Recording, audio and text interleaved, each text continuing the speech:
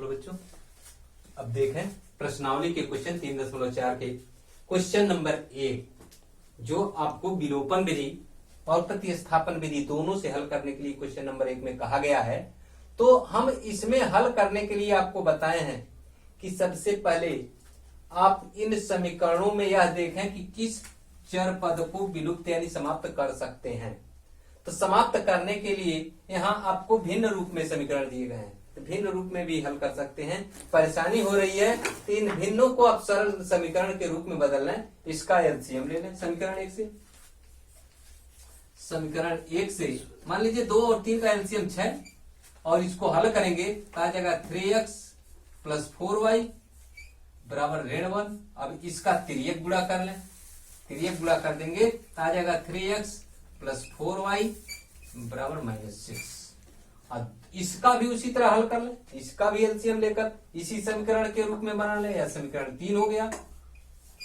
अब इसी तरह इसे भी हल कर लें, इसके बटे 1 लिखकर आप मान निकाल सकते हैं। क्या आ जाएगा 3x - y बराबर 9। यह समीकरण नंबर 4 हो गया।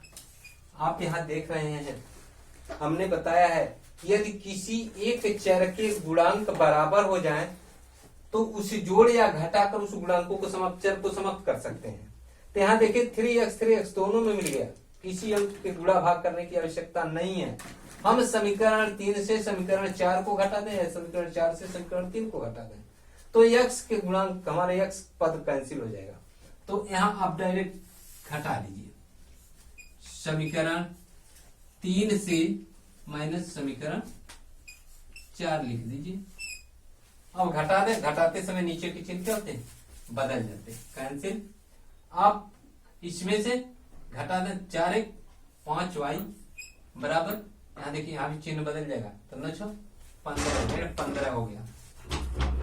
अब y को मान निकालना है, y बराबर -15 बटे 5, तो y बराबर कितना आ गया 3, y का मान 3 आ गया।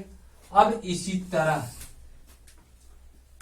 दूसरा भाग x का मान निकालना है। अब x का मान निकालने के लिए किसी भी समीकरण में मान रख सकते हैं, जो 3 निकालना है इसमें भी रख सकते हैं, चाहे इन दोनों में भी रख सकते हैं। इन दोनों में दिखाई दे रहा है यह समीकरण इस रूप में आपको है, तो इसमें y का मान रख दे सीधे आपको समीकरण दिखाई दे रहा है, किसी भी समीकरण में रख सकते हैं।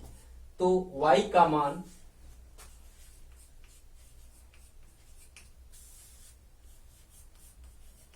समीकरण 2 में रखने पर 2 में रख दें, क्या आ जाएगा x - y बराबर ऋण 3 बटे 3 बराबर किसके 3 के, 3 से 3 कट गया यानी x ऋण 1 बराबर 3। यह आपका मान हो जाएगा x ऋण में ऋण का गुणा होगा +1 बराबर 3, यानी x बराबर 3 - 1, x बराबर 2। इस तरह x का मान 2 और y का मान ऋण 3 आपने निकाला।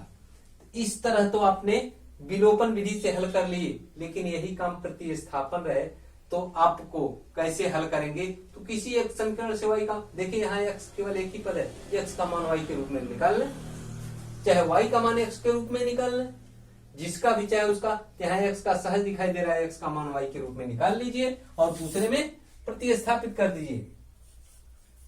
समीकरण 2 से प्रतिस्थापन विधि से करना है तब, और बाकी काम आप करेंगे।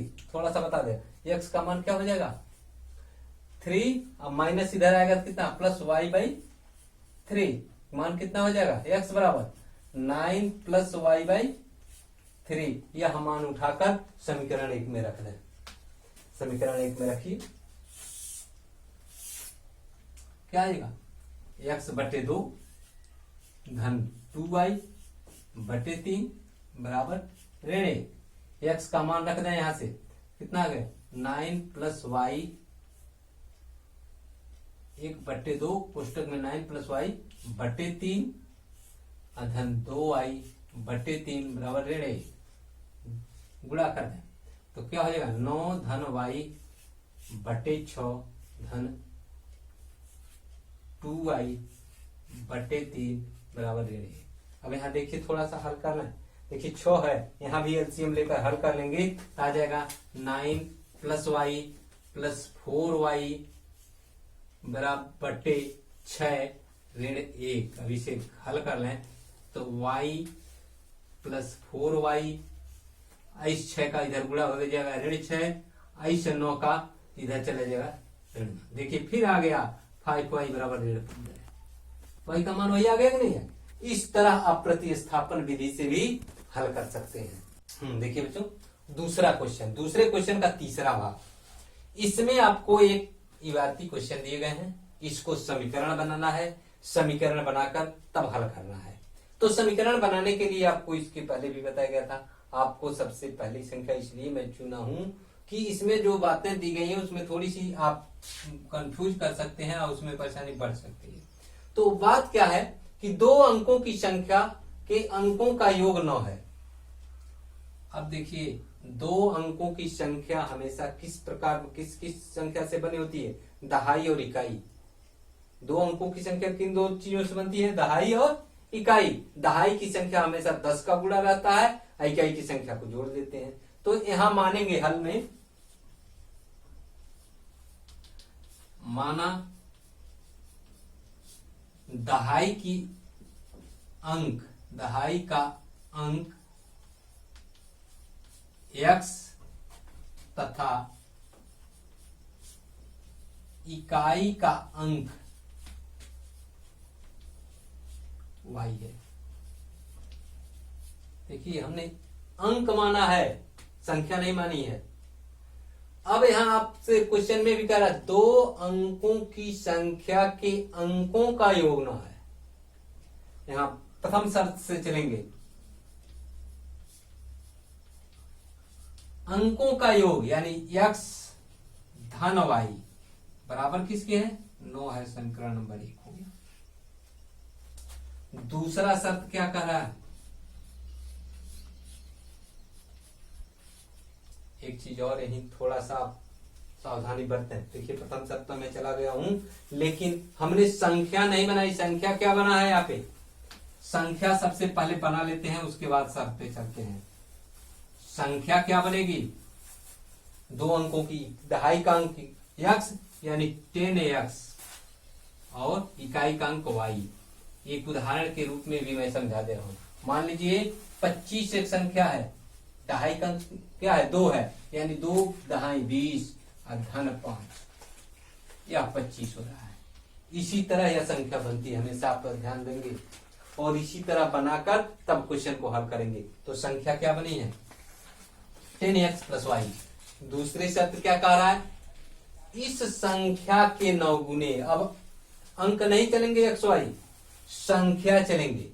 संख्या का 9 गुना 10x प्लस y में 9 का गुणा कर दें, किसके बराबर है, 9 गुना संख्या के अंकों को पलटने से बनी संख्या का 2 गुना, यानी इसका अंक पलट दें, दहाई को इकाई के, इकाई को दहाई पे। तो इकाई को दहाई पे जब करेंगे इस तरह हो जाएगा 10y प्लस x, या कितने के, 2 गुने के बराबर है। अब इसको लेकर समीकरण हल कर लीजिए, 9 का गुणा कर दें तो 90x धन 9y बराबर 20y धन 2x। इसको इधर पक्षांतर कर लीजिए, 90x धन 9y ऋण 20y ऋण 2x बराबर किसके हो जाएगा, 0। पूरी संख्या इधर आ गई, वो तो कुछ नहीं बचा है। घटा दीजिए, 90 में से 2 घटा दें, कितना हुआ 88x, 20 में से 9 घटा दें 11y बराबर किसके हो गया, 0। पूरे समीकरण में 11 से भाग दे दें तो आप देख रहे हैं संख्या छोटी हो जाएगी और सरल हो जाएगा। क्या हो जाएगा, 8x माइनस y बराबर 0। यह समीकरण नंबर 2 मान लें। अब समीकरण 1 और 2 से आप बड़े आसानी से हल करके विलोपन विधि से मान निकाल सकते हैं। देखिए अब आपको समीकरण 1 में या तो 8 का गुणा करके तब घटा दें, और नहीं तो 1 और 2 को जोड़ दें, y का गुणांक बराबर कैंसिल हो जाएगा, गुणा करने की आवश्यकता ही नहीं आएगी। तो हम यहाँ क्या करें, समीकरण 1 और 2 को जोड़ने पर, समीकरण 1 और समीकरण 2 को जोड़ दें।